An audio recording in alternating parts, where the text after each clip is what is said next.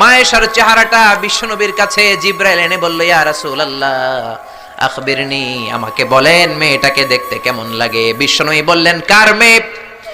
আপনার বন্ধু আবু বকরের মেয়ে। কেন এনেছো? আল্লাহ ডাইরেক্ট প্রপোজাল দিয়েছে, ডাইরেক্ট প্রপোজ করেছে বিয়ের জন্য। বিশ্বনবী বললেন, তাই নাকি? জিব্রাইল বললেন, হ্যাঁ ইয়া রাসূলুল্লাহ, আমি হলাম বিয়ের ঘটক, আল্লাহ হলেন বিয়ের কাজী।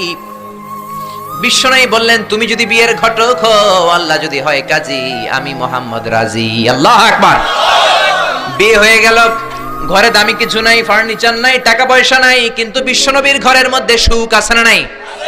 বিবিদেরকে এত ভালোবাসতেন, কোনোদিন মারামারি করেন নাই, যৌতুকের জন্য পিটান নাই, কোনোদিন গায়ে হাত তোলেন নাই। কোন ঠিক কিরা? এক একজনকে বিশ্বনবী প্রাণ ভরে ভালোবাসতেন।